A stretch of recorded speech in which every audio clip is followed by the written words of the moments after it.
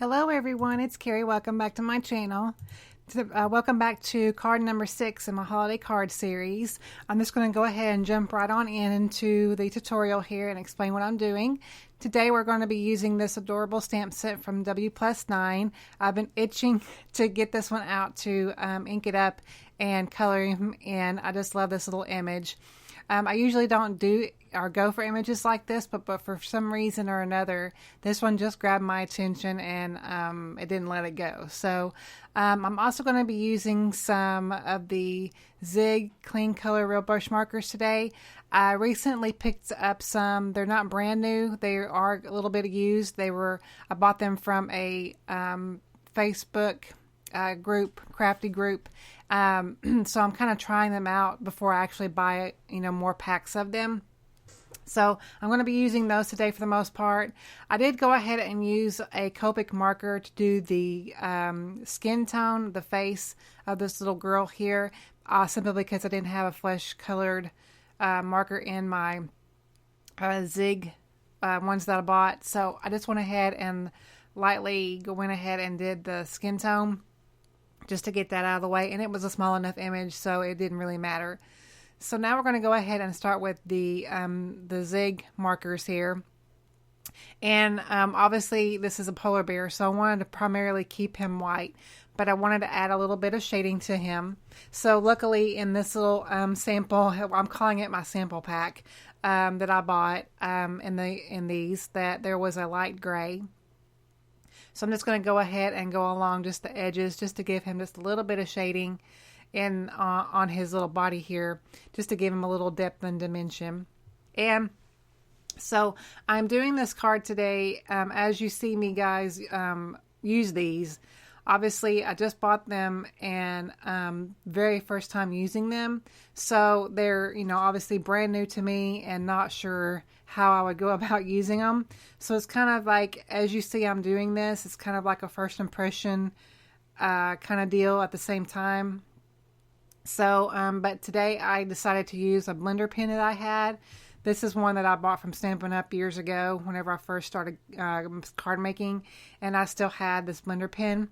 So I'm going to go ahead and use it today to blend out my colors, since I don't have very many colors to blend together anyway.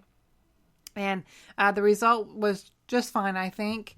Of course, as I am going along and learning how to control these and use these or whatever, there are things that I learned on my own that I would change. Like first and foremost, I probably, even though I love this Tim Holtz watercolor paper, I think I think I'm going to invest in some a little bit, I don't want to say better quality card or watercolor paper, but I'm just a little bit more substantial to hold up to stuff like this. So, but for today's card, it worked out fine. So, but I just noticed that as I was using these, not necessarily the markers per se, but the blender pen, my paper was peeling a lot. So I think that's the nature of the watercolor, the cardstock anyway. So so that's what I'm going to go ahead and just kind of play with it and work with it and see what I get. I'm going to go ahead and I started out showing you the colors that I was using. But then I failed to show you the rest of them. So, but as always, I will have them listed in the YouTube description, so you'll know which ones that I was using. So, but yeah, you'll see as I am going along here and as I'm trying to blend, my paper is peeling just a little bit. So I'm trying to pick up those little pieces as I go and just wipe them off to the side on my scratch paper here. And it, like I said, for today's tutorial, it just worked out fine. So, and I loved how, as I added the green onto this blue, how it kind of bled out just a little bit. And it reminded me of those really, really fuzzy blankets or socks that you can buy right now. That's what it reminded me of, the kind of like the texture that those have. That's what it reminded me of. So I liked how that turned out too. Now I'm going to go on to this really bright pink color, and I'm going to go ahead and blend this out. Now, I also wanted to try different ways on using this. So I started out maybe trying to put down some of the blender solution from my blender pen onto my paper, and then use the clean marker here. And you know, I guess either way it was just fine. I mean, I really didn't see a difference in one way was better than the other. So I just went ahead and just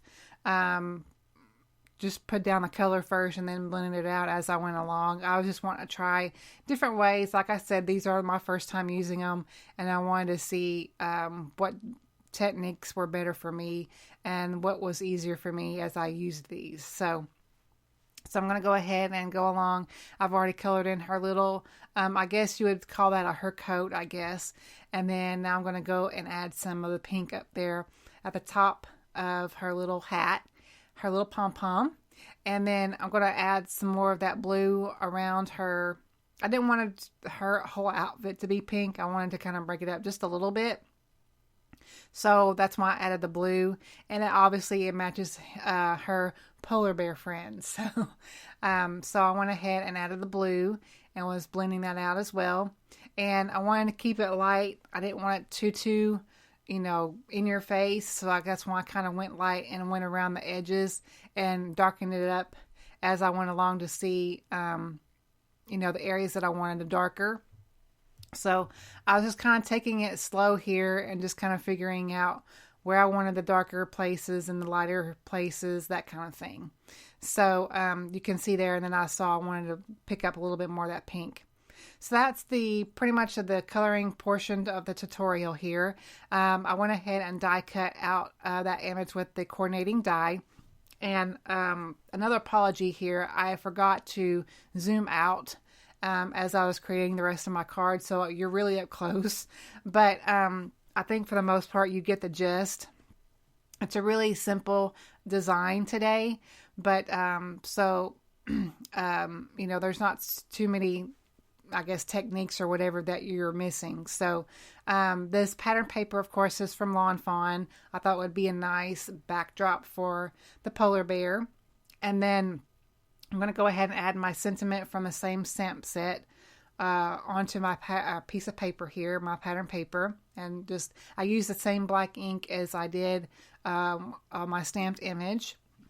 And so now I'm going to go ahead and add some foam adhesive to him because I want to pop this up. And then I found some of this pattern paper from this Allison Craft pack. This was, I believe, last year's or the year before. I can't remember, but I really was surprised that I had this piece left, this from the birch trees, because it was one of my favorite patterns from this pack, but I actually had one more of this pattern. So that's why I decided to use it today. I thought it was perfect for this card. So I die cut that out using the scalloped frame from the Fem Frames from Mama Elephant. And now I'm going to go ahead and add some foam adhesive to the smaller pattern paper piece. And then now I'm going to pop up that our polar bear image onto our pattern paper, and then add all of those pieces onto our white card base. And then I'm going to add just a few little touches here. I'm going to add some Wink of Stella to the polar bear scarf, and also to her little pom-pom and her hat. And then I also darkened up his nose with a fine-tipped black pen just to make it a little bit darker. But then I zoomed out so you can see the full effect here of the card. So that concludes our card for today. Thank you guys so much for watching. Please give it a thumbs up if you enjoyed the tutorial. And on screen are 2 more videos that I think you would watch in the holiday card series. And one was from the previous card that I did, and the other one is a card from last year. Thank you for watching.